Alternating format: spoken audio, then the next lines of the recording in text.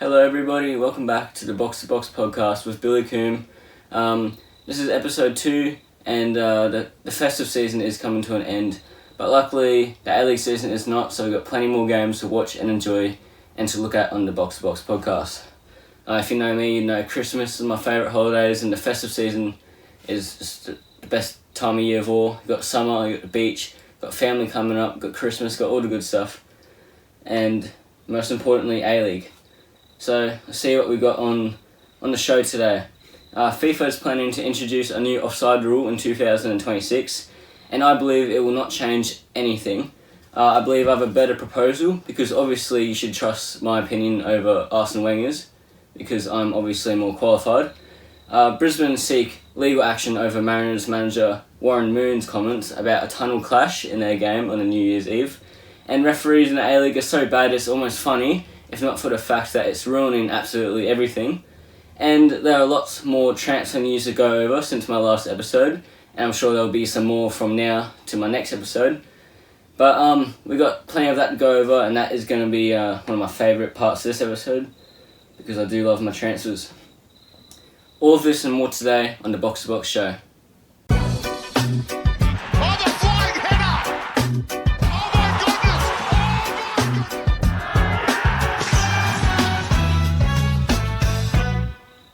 FIFA is proposing a change to the offside rule. They're calling it the Wenger law, and it's where you have to be completely past the last defender to be called offside. Like every body part has to be completely past, and they're aiming to fix the problem of like a bunch of goals being disallowed, trying to get the game more goals, more attacking, and it's an honourable idea behind it, but it won't change anything. You'll have the exact same problem. You're just judging it off a different kind of basis. What I think they should do is change the interpretation of the law, not completely change it. And the interpretation of the law is what referees have been doing for all of time, pretty much before VAR, and that is giving an advantage to the attacking team. But nowadays, you just no matter how close it is, even if it's too close to call, you just look at VAR, the toenail is over the line, it's offside. So how do we fix that problem? Because that's the main problem when it comes to offsides. I'm sure most people would agree. How you fix that is a margin of error, I believe. The margin of error pretty much will be like, if you've got your player here, this is the last defender, you got a margin of error, which is like 10 centimetres past the defender. And then if you anything that's too close to call on an offside, if you go past the margin of error, that's offside. But if you're inside the margin of error, it kind of gives you that little leeway to say, well, that's too close to give an offside, because that's not what the law was made for. And yeah, that's how you can't I see people trying when I've brought up that kind of idea in conversation before, people try and say, well, we have the exact same problem. You can still have it too close to call because of the margin of error, but you can't have it too close to call, because you judge it first normally, and then if they're past that and it's too close, then you do the margin of error. So in reality, it's not so for example, their toes over the margin of error and you got offside, you say that's the same problem. Well, it may look like that, but in reality, it's actually his entire leg's over.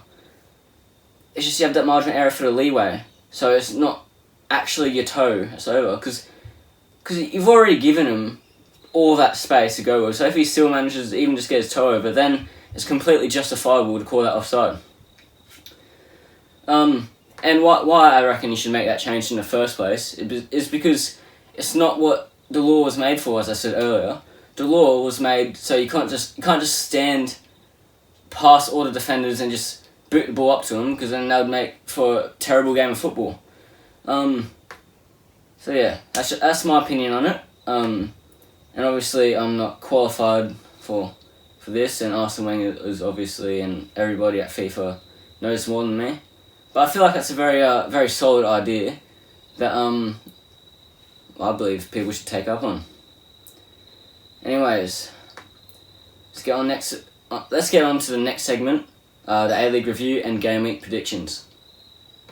In match day 10, we saw lots of goals and 2 hat-tricks, and a lot of last-minute goals. So the first game of match week 10, we had Jets losing 4-5 to MacArthur in an absolute thriller of a game, a 9-goal thriller.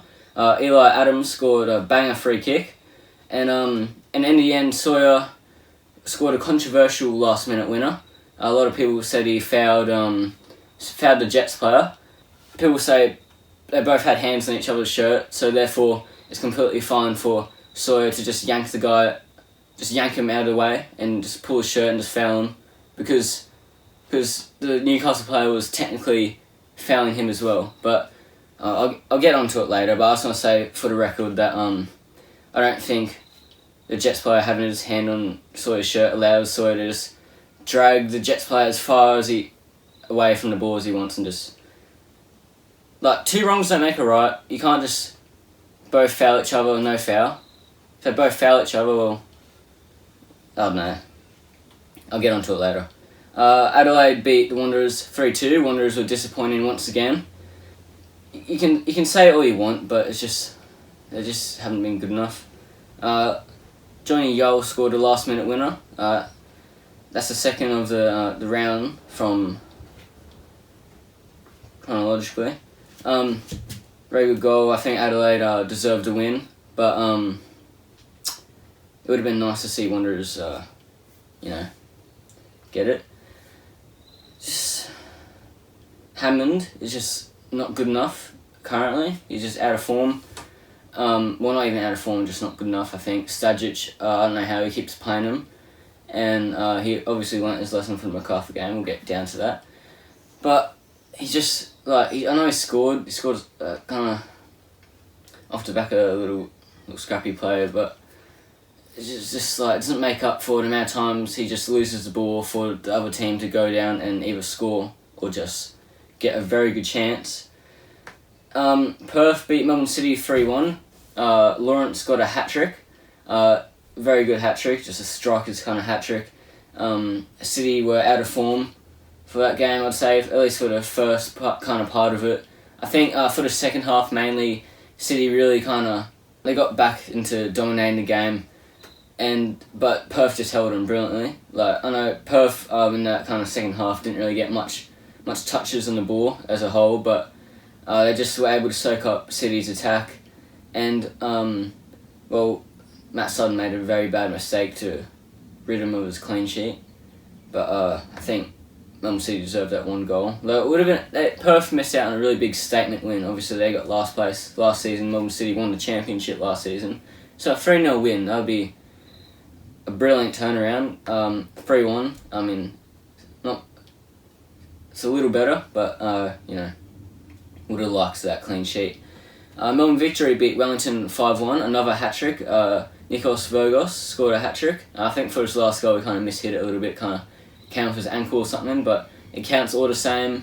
Obviously, he meant to put it there, he just kind of scuffed it a little bit, but I think Victory are well and truly back in form. I mean, I never thought they were really out of form, technically. I think they've always kind of they just had a bit of a missing piece in terms of I don't know, it's just it's not a coincidence that now that Matter's back in form, now Victory as a whole is back in form, and I think Matter, just a player like him, was just a missing piece in the entire their puzzle. A lot of people were saying Dillis out straight away, but now he's seen as one of the best managers in the league. Goes to show how fast opinions change. But although Wyoming was out yet again, so that kind of plays a big role. They had a new keeper. I can't remember his name. I think it was Mac something. I don't know. He's not a bad keeper, but he's obviously not built for A-League just yet. He's obviously young and he's very inexperienced, and he made a couple just mistakes, just purely based off the fact of that he's inexperienced. I'm sure a couple more years, he'll do with it just fine. But the point is currently he's definitely not good enough, and Wellington will be hurting. They are, I think, third last, or they're definitely down the table quite a bit. I know Central Coast, Mariners and Wanderers are below them. Next game, Sydney FC versus Auckland was postponed, but so I can't talk about that game, but I can talk about Sydney FC's last round loss to Jets, seeing as we didn't get the chance to do that last episode. It always just seems like Sydney FC lose to Jets. They lost 2-0. Berdoncello scored a really good goal to get the winner, and to seal the game. And I was going to say real quick, last episode I did say Berdoncello was a centre-back. It's actually Berdolicio who's a centre-back from up here Leichhardt. Berdoncello came from the Jets Academy. Just wanted to clear that up real quick. The next game, this was a heated affair on New Year's Eve. Brisbane beat Central Coast Mariners 2-1. I think both teams did very respectable effort from both teams. Central Coast Mariners put up a good fight to keep it 1-1 the entire game. They got very unlucky with the last minute winner. Another last minute winner from Vidic, or another last minute winner in this round, and it was from Vidic. And Brisbane, of course, just yet again, they're always so solid defensively, and yet again they've proven why they are just so... why they should be deemed respected. Some of my prediction last podcast, where I thought their form might drop off later in the season. I'm not sure about that now, but I do think it's still in the realms of possibility. Match week 11 so far. Auckland lost 3-1 to Jets. It was 2-1 in the span of 15 minutes or something like that, 20 minutes, and then Jets got the red card and they held on the entire game. It was literally Auckland got 8 clearances, Jets got 59, roughly 59. Crazy game. Jets did so well to defend. I think Delanov shouldn't have let Auckland's goal in off the free kick, but it was very smart from Jesse Randall. Though when Jets scored that last goal to seal it from Lucky Rose, Mark Natter, Wowd was in the box, all the Auckland players in the box, got cleared out, Natter ran onto it, put Rose through, Rose finished into an open net. Absolute scenes in New Zealand. Everyone was going off the heads, sealed the win against the league leaders, just what the referees say. The linesman offside, even though it was clearly not. Not only was Natter in front of Rose, so that's not offside, but there was another player in front of Natter, so I don't know how he came to that conclusion.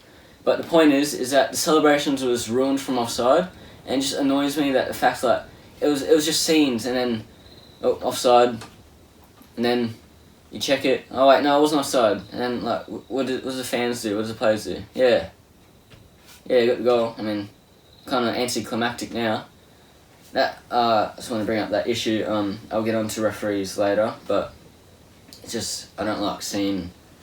VAR, I think, is obviously better than it is bad, but you just don't like to see things like that. So Wanderers lost 1-0 to MacArthur. It went about just how I thought. Wanderers wouldn't score a goal. MacArthur battled out, got 1-0. I originally thought it would be 2-0 or something, so I wasn't far off. Wanderers are a very predictable team. They just, if just say they'll score 0 goals, and 99 times out of 100 you'll be correct, it seems like, this season. Very disappointing. Obviously it was a banger from MacArthur, but Wanderers just didn't deserve it either way. They didn't look like scoring the entire game. Bojida Kraev should be banned from ever shooting again, because it's so painful to see him miss so many open goals.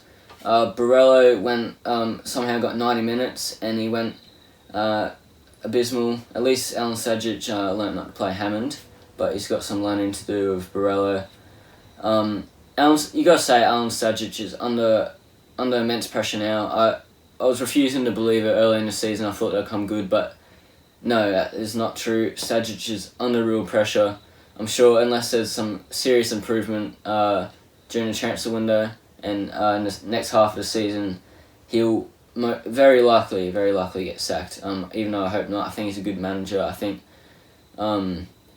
he's capable of the job, but a lot of people don't think that, and obviously the way they're going, it doesn't suggest that.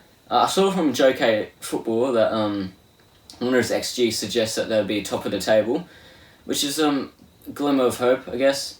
But I mean, they're 11th, so it's kind of hard to argue that they should be top on the basis of XG. And of course, XG isn't a very accurate stat, I don't think. Though it's good to think about. Like maybe if Wanderers got a striker that can actually score, they'll be able to turn their season around. But yeah, a lot of work to do for Wanderers in the transfer window. What I think the Wanderers should do though, if they fail to turn their season around, obviously I think they should try their best to make some signings. But if they fail to do that, or if their signings don't do as they expect, they just need to get as much experience into the young players, the youth players like Jai Rhodes, for example, while the season's a lost cause, because we saw it from Nick Montgomery with the Mariners before they started winning. They were going very bad, but he didn't keep all the old players to get a couple more points just to either way still be around the bottom of the table, still be a useless season. He actually he played youth players, sacrificed a couple of points for that season, but then the next season, I think he left, but then it was either Mark Jackson or someone else who took over, and well, obviously it goes to show they won, like they were very dominant in the A-League for like that kind of 2 to 3 year period. Just always putting on that show, and Wanderers should definitely do the same if they fail to improve this season. We kind of saw something similar to that with Rudan, with Milanovic and Sapsford and Priestman, for example. Rudan, a lot of people were a little bit disappointed with him as a whole. I liked him, but obviously the results goes to show. On his way out though, before he went on his way out, he played young players. I mean, obviously they're very good young players like Sapsford and Milanovic, but he kept playing them, and it goes to show that last season, like we sold him and Eunice, we sold them, we got a bunch of money. I mean, we're not spending it, but we sold these players to Europe, and it's pretty proven. It's a pretty proven thing by now that it's a good strategy. Well, at least if your season is a lost cause. On to the next game now. Melbourne Victory beat Perth Glory 3-2. This is like games already. What's this? Match week 11. Yeah. Oh, yeah, no, right. Yeah, Melbourne Victory beat Perth Glory 3-2. 2 mistakes from Victory, which led to Perth's goals. John Rowe made 1 mistake, and he also created Santos' goal. So it's kind of a mixed bag from him there. But as a whole, he's a good player. Just he does that a couple of times, just holds onto the ball, and he could probably just play it a bit quicker. But Victory could have had a very dominant win if they just didn't make those mistakes. So I initially predicted a 3-1 win for Victory, and they got very close to that. So I would have been fuming if because I was planning to do this podcast before that game, and I was going to predict that, and then I was going to be fuming if that ended up being correct, and I had to do the podcast after the game.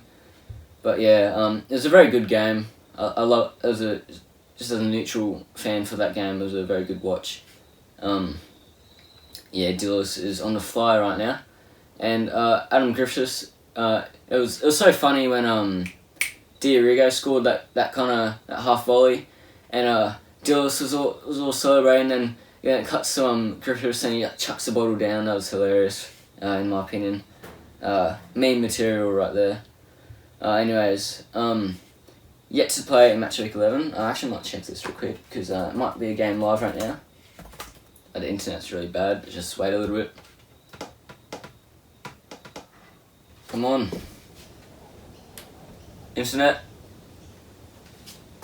So of course, sorry for the internet problems, but we fixed that. Let's continue this podcast. Melbourne City vs Sydney FC. The next prediction for match week 11.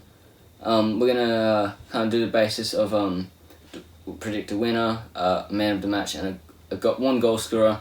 I think a bit silly, man of the match, because you can never really know. You just give it to the goal scorer, but there's exceptions.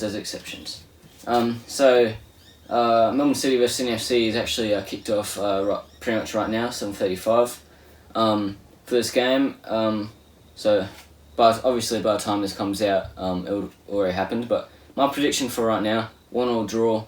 I reckon be a very tight game. Of course, both teams can kind of deem both of them been a bit out of form at times this season, though Melbourne City more so.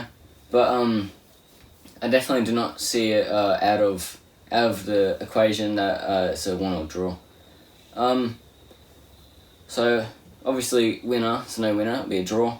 Man of the match, I'll give it to my goal scorer, and my goal scorer is it's a bit out there, a little bit far fetched, but Pat Wood, I reckon he'll come off the bench for let's say Campuzano. He's been a bit of a goal drought at times. People have been saying to deport him, which is pretty funny. So yeah, let's just say he gets subbed off after another blank, maybe at half-time, maybe just after half-time, Pat Wood comes on and he scores a goal for them. I'll give my man of the match to Pat Wood because he'll make like a kind of super sub impact. Seen a bit of him do that this season, and I'm sure we'll see it again this game. Well, not sure, but I predict we'll see it again this game. Now Adelaide with Central Coast. I think both teams, Adelaide have been better than Central Coast in terms of form and ladder position. Central Coast, I think they've definitely been improving, but I think they'll still go down to Adelaide today. Not today. It'll be a tight win for Adelaide. I reckon my goal scorer will be Luka Jovanovic. He'll get into the score sheet yet again. He'll be starting up front. Adelaide likes to do those balls, those crosses into the middle. I'm sure Goodwin will whip a great ball across the face that Jovanovic only has to tap in. Alright, with our predictions said, let's get on to our next segment.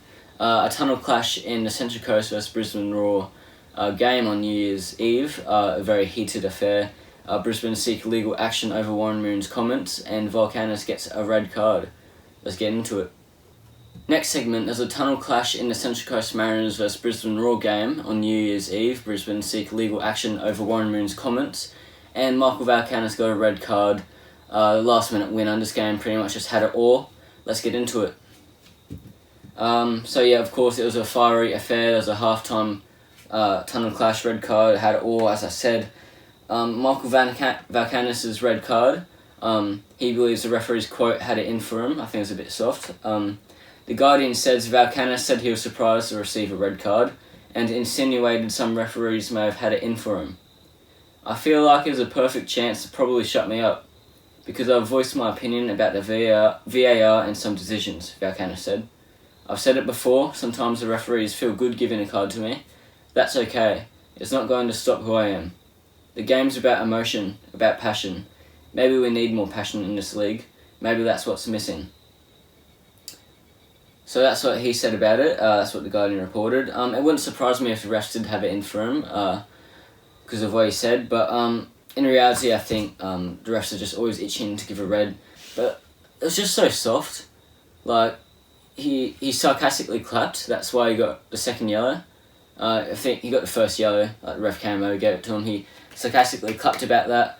And then referee, second yellow, red card, you're off. Just for that. He didn't do a rude gesture, he didn't give him the middle finger or anything. Like the Central Coast Mariners assistant manager.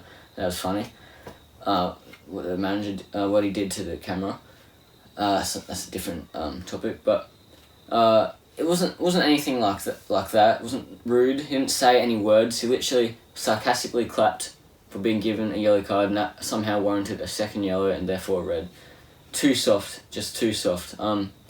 It's actually like maybe it isn't that far fetched to think that the referees just had it in for him, because I don't think there's not many other ways of how that could somehow be a red card other than the fact that referees just want to give red cards, and it's just the red cards have been devalued so much because of how softly they're given nowadays. Like, you tap them on the shin and players go down and it's a straight red card. Like, anything's a red card nowadays. Anyways, for the halftime clash, Matt Simon, the ex-Mariners player, and he's now he's now working at the club. He argued in a very heated argument with Dean Buzanis and other Brisbane Roar players, to the point where it needed police intervention, which is pretty crazy. I haven't seen something like that in a while. Warren Moon had lots to say about that. He made comments to Andy Harper post-match, which Brisbane are seeking legal action for. Watch. Well, look, thanks for having me. Firstly, proudly a Brisbane Roar player and coach, and been associated with the club for 20 years. And look, I'm just going to be honest and say what I witnessed tonight was a disgrace. They're strong words, and I wish them all the best. They got the points tonight, and they're doing really well, and I wish them all the success for the future. But that was an embarrassment tonight. What happened before halftime and then halftime in the tunnel, and I don't think that's a true representation of Brisbane Roar Football Club. So what happened? Because we're not there, we don't see No, it. So you've opened the can. Yeah. Now let the worms come out. I'm sure what it happened? will come out. There was police was called, and it's not necessarily to do with Brisbane. Central Coast Mariners. If someone gets sent off, they obviously have to vacate. But look, I'm not going to go into the details except to say I'm really disappointed with what I saw from the conduct of the opposition staff tonight. Having said that, well done to Brisbane. Showed their quality in the key moments, and look, from our perspective, we're really disappointed. So Brisbane Roar are seeking legal action over this clip, or legal advice. Some other outlets say. Warren Moon said it was a disgrace and not a true representation of Brisbane Roar. And my opinion, I don't think it warrants legal action. Like it's tame comments. Really, it's not too out there. Like, I mean, you can't say that it wasn't that really. Like, it was pretty. It needed police intervention. It was pretty bad. Like, you got to say that the same can be said for Central Coast Mariners and their staff and players. But point is, like, just move on. We've seen worse before in the A-League. Just move on. It's like everyone's forgotten about it pretty much. Like, if you don't need to go back to things like that. Like, I'm sure no one would bat an eyelid if you didn't say anything about it. You just move on, and it can only bring bad things, I think, to the game. But I think Moon probably shouldn't have said it was a disgrace, though. I mean, not for the fact that it wasn't that, but just for the fact that there's no point in the controversy, especially now that Central Coast Mariners are last place. It's, as I said, the only thing that can come from this is bad things, and the best course of action, I think, is just forget about it. It's not that tame. Everyone can agree with that. Alright, our next segment, inconsistent refereeing ruins the integrity and interpretation of football rules. And now you may be wondering what I mean by that. What I mean is that refereeing is so bad and inconsistent nowadays that because the rules of the game has always been open to interpretation to a point. The refereeing is so bad and inconsistent that it's allowed that grey area, that interpretation, to become so large to the point where the same thing can happen in two completely different games and warrant two completely different decisions. And I'll get onto that, but let's look at a certain controversial decision first that will allow me to get into it. So in the Newcastle Jets versus Macarthur Bulls game, Sawyer pulled on the Jets player's shirt. People were saying both players were pulling, but I think it was a foul. I think it's just clear and simple foul. Sawyer just pulls him out of the way and scores a goal. I'll play the clip and let you decide for yourself first, and then we'll talk more on it. Still the Jets. Day here for a free kick. Cooper, was he given a tuck there by Sawyer? Play on here for the Bulls. Vickery to win it. He's done it. In the last minute, Luke Vickery. Alright, make of that clip what you will, but what I make of it is that it was a clear and obvious foul. Everyone always brings up both players pulling, but you can't just do that. You can't just, because then how far can you push it? Because the Jets player's grabbing onto Sawyer's shirt, can Sawyer just grab the Jets player and just drag him across the entirety of the pitch? Can you drag him the length of the pitch? Because Because if you're gonna say that's not a foul, then you can't say that's not a foul. In essence, but the reason why I think they didn't call that clear and obvious foul, in my opinion, and people trying to justify it, but you have to admit it was a clear and obvious foul. The reason why they didn't do that is because, well, not the actual reason. This is all alleged, suggesting that they're trying to push a story or a narrative. Now that sounds completely insane and stupid, but after you hear what this kind of comparison, maybe you'll change your mind on that. So let's look at this hypothetical here. Melbourne City are in a grand final, and Melbourne Victory are playing, let's say Western Sydney Wanderers in the semi-final. Western Sydney, it's tying, it's 2-2. Western Sydney Wanderers in the last minute get the ball. Then the Jets player tackles them, and they both have hands on each other. The Jets player, the same thing Harry Sawyer does, pulls them away, gets the ball, goes on to score a goal, and that's called a foul. Because if Wanderers don't go on to win that game and don't go on to the final against City, it'll be Victory. And if Victory go on to the final, it's a Melbourne Derby final. It's more tickets sold, it's more hype, and they're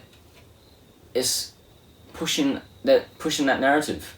And I think that's what's happened, because in the MacArthur game, obviously, MacArthur went on to win it because they were pushing a narrative that it was a 5-4 thriller with a last-minute goal at the end. It's not a 4-all game. It's way more hype if MacArthur is a payoff at the end. If MacArthur go on to win the game 5-4 because they get a last-minute goal. And in different circumstances, it's called a foul because you want different outcome. And by the way, I'm not saying this is true. I'm just suggesting that this is for everyone else to interpret. I'm just suggesting it, just throwing it out there. The only actual evidence, the only like you can just say it's just terrible reffing, which is definitely true. For example, Naboo ran over Will Freeney in the City vs Perth game. I have no idea how that wasn't called a foul. It should be, in my opinion, a yellow card, because you can't just do that off the kickoff. Just run over some 19-year-old kid when you're in your mid-30s. You can't just do that. How does the referee not pull that up? No, not even a foul, not a card, not a foul. It just lets him just barge some kid over, and then just play on. How do you not call that a foul? It was off the ball. It's pretty stupid. And we've seen so much more bad decisions and inconsistency, mainly. In the Melbourne Victory vs Wellington game, where Victory thrashed Wellington 5-1. Wellington were denied a penalty back when the game was still kind of up in odds. Corbin Piper was through on goal, and he was straight up fouled by Diorigo. I think it was Diorigo. He tried to hook the ball back. He tried to hook it from under Piper's feet. Completely missed the ball. Just fouled Piper, and no penalty. And even if he said that he got the ball with his other foot, he didn't mean to do that with his other foot. He didn't mean to tap the ball with his knee, and then because obviously he tried to hook the ball with his left foot, and he fouled Piper. And even if it weren't for his left foot fouling him, that little touch of his thigh, if it even happened, wouldn't have mattered, because it just touched it. Piper would have still scored into that open net. It's pretty much an open net, especially when Jack Duncan's in goal. I was kidding. I actually like Jack Duncan. That was a joke. But there's that, and then after that, literally right after that, Victory were denied a goal for offside by the tiniest toenail. It was Virgos or something, and he was leaning over his shoulder or something. And it was this, which decision would Giancarlo Italiano blow up about? Would he blow up about a clear foul in the box not being given, or would he blow up about Virgos's shoulder being passed? Obviously, he didn't even notice that, and he wouldn't even care if I was given a goal, because it should be a goal. but then the penalty was a stonewall penalty. It's literally, if there's a rule book, that you put that in the rule book, that's a stonewall penalty. He's about to score a goal, and then the player comes in and just fouls him before he can score. Like, which one would he blow up about? A clear and obvious pen, or a goal given for a borderline offside? Another thing, handballs. Don't get me started on handballs, but I'm gonna start on handballs. Pandazopoulos in the last derby, he handballed in the box. I think it should have been a penalty. It no matter natural position, no matter none of this. If it's a shot on goal, on target, and it hits his hand, it's automatically, I don't care, it's automatically a penalty. Because if it's a shot on target, the keeper could fumble it. Even if it's straight to keeper, it could fumble it, it could go in, it could take a deflection, it could go in. The keeper could be unsighted. It's all these scenarios, because it's a shot on target. It could be a goal.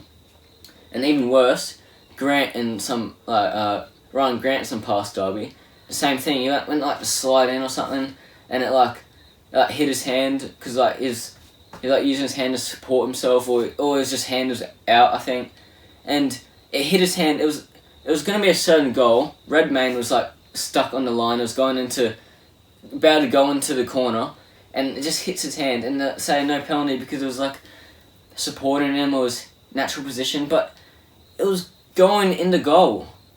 It was about to go in the goal. I don't care if it was natural. The rules are the ball can't touch your hand, and it hits his hand and it blocks it from going in the goal. If that was on the line, it's a penalty.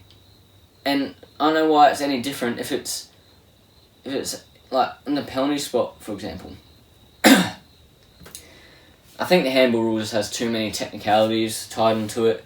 You should just judge it by common sense. All these technicalities, supporting you, natural position, all it does is just convolute the rule and make it too hard to judge, to the fact where you get decisions like that. If you just judge it with common sense, the ball was gone into the goal, you blocked it with your hand, don't care if it's supporting you, don't care if it's in a natural position, if it was about to go in the goal. By the way, it's different if it's not going in the goal. This is solely if it's going in the goal. Nothing, take everything out of the equation. It's going in the goal, hits your hand, penalty. It's different if it takes a deflection to your hand that you can't do nothing about. It's not on target. Anyways, as I said, so many technicalities, so convoluted. It's just too hard. It's too hard. And don't get me started on straight red cards given too easily. I said it earlier when I was talking about Brisbane Roar. I'll say it again now. Valkanis, Clapping should not be doing this. Sarcastically, should not be a second yellow. As I said with Jorrit Hendricks, red card, straight red card for absolutely nothing. Refs just want to give it. I'll get over this quickly because I talked about it earlier, but they just want to give red cards. And the red card has been devalued. The point of the red card was that the player was too violent, or their challenge was too violent to the point where you had to get them off the field before they started hurting somebody. And do you really think that that's what's happening nowadays? Obviously, you need the red card, you need to give red cards. And obviously, last man, studs up, 2-footed challenge into the knees, straight red card, but it's been so taken out, it's out of control. Anyways, let's get on to our next segment, transfer news, managers and players. Let's get into it. Well, it's getting quite dark now, but we're getting to the end of the podcast around there, so we can push through. Alright, transfer news. In the Chinese Super League, John Aloisi joins Chengdu Rongcheng. So he's going to join the three other Aussie managers in China. Ross Aloisi is at Zhejiang FC, so there's going to be a bit of a Aloisi derby in China. That's pretty cool. And Kevin Muscat is at Shanghai Port, so those are the Aussie managers in China that John Aloisi will be joining. And more manager news, this time coming out of the A-League. Warren Moon's hopes to be permanent manager of Mariners is increasing in likelihood, as John Anastasiadis is apparently getting increasingly reluctant to take on the job. I heard that from A-League Transfer News on Instagram. I believe they're a pretty credible source. So yeah, there's that. Now let's get on to the players. Some overseas news. Tom Glover finally gets a club. Tom Glover signs for Omiya Ardija in the J2 League. I think they're like a Red Bull club. So that's interesting. I think so. Don't quote me on that, but I'm pretty sure when I was researching for this podcast, I saw something like that. So yeah, they're in the J2 League. I'd say the J2 League's like fairly around A-League quality. Like in the J1 League, I think the top A-League team, Auckland, that'd be like around the bottom, wouldn't they? Like maybe mid-table to around the bottom, lower mid-table. And that's the best team, so the rest of the A-League I'm sure will fit into the J2 League. Well, I think he could have done better, but I mean the main thing is as long as he's back to playing football. He hasn't played for a long time since leaving Middlesbrough, since he was released. He just needs to get back. It's a World Cup year. Don't know if he will make the squad. Probably, most likely not. Next episode we'll get into the Socceroos squad. Spoiler warning: I don't think Tom Glover will make it. But yeah, there's always hope, isn't there? Now let's get on to the A-League transfer news and A-League rumours. Portland Timbers are apparently finalising the deal to sign Alex Bonnetig from Wanderers. That'll be a bit of a blow from there.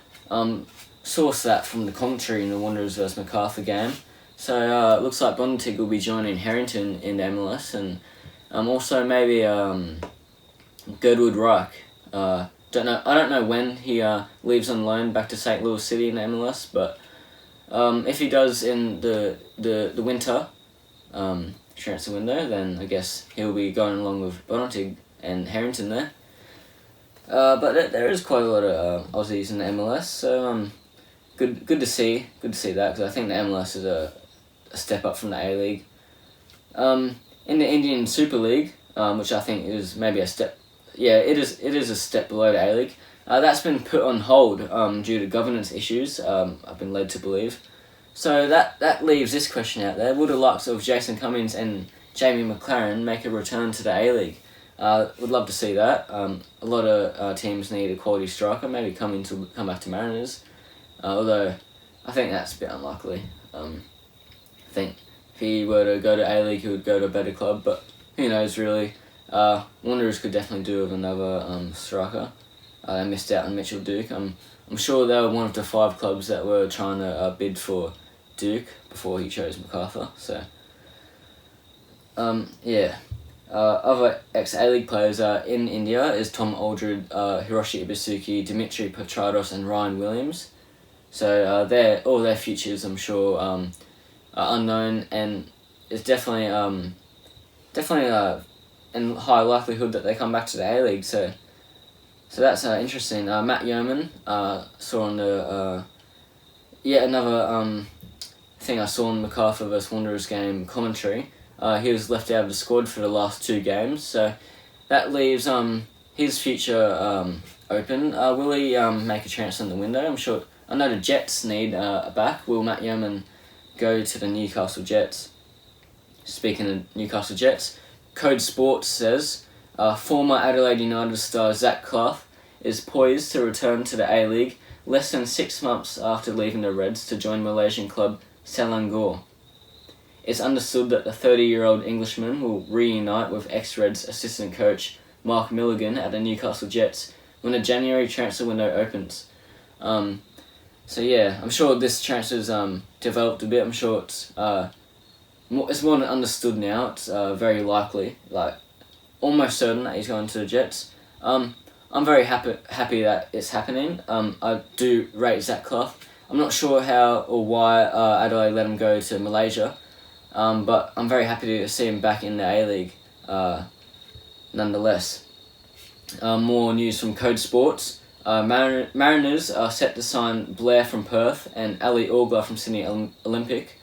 And Ryan Edmondson's departure is apparently imminent because he's a surplus to requirements, said by the Mariners. So I'm sure that's like a foreign spots in the team. There's a limited amount of those, so I'm sure that's the reason behind that. I like Ryan Edmondson. Don't want to see him leave Mariners. Will he go back to England? Will he go to another A-League club? Will he go to the NPL? We'll see about that. More Mariners news. Actually, before I go into all that, I do want to say I did see Warren Moon talked about Blair and Orgler in the Brisbane post-match interview. So I'll put it out there. So that might as well be confirmed. Anyways, on to our next. Well, I was saying earlier, multiple news outlets say Oliver Lavau is going to Mariners, so more Mariners news. I think Lavau deserves to be at an A-League club. Obviously, it must be very disheartening for a young player when your A-League club liquidates and then you have to go to another just an NPL club, and for many players that could be like it's the kickstart of your career as that pro career is that in the A-League at Western United, and they liquidate. You have to go to NPL. You may never get back in to the A-League. I'm happy to see Lavau back in the Isuzu A-League, back to playing pro football. I like him. I like to watch him. I think Mariners they'll improve this window. It seems like Seth Clark also signs for them from Sydney Olympic. I don't know much about him, but I'm sure he played in the Australian Championship. I'm guessing he put on a good show in the Championship and in the NPL to earn his pro contract. That's all I can say about him. Some news for Adelaide United. Ajak Riau signed for Adelaide United. From Uzbekistani club OKMK Almalik. And the players in the betting scandal have been handed their bans. Kieran Backus and Clayton Lewis have both been given a 3-year ban. And Riku Danzaki has been given a 7-year ban. Very harsh. I guess they're trying to crack down on this. It's kind of sad to see this because I like obviously Backus, Lewis, Danzaki. I like to see Danzaki for Western United. I'm not sure about his involvement because I thought it was only MacArthur, and what about Miller? I think he was the other one involved in that. I'm not sure about that, but sad to see. I think there's a bit of a because just for example, Danzaki's 25. When he comes back to pro football, that's 32. That's 7 years off his career. But yeah, he chose to risk that when he for his involvement in the betting scandal.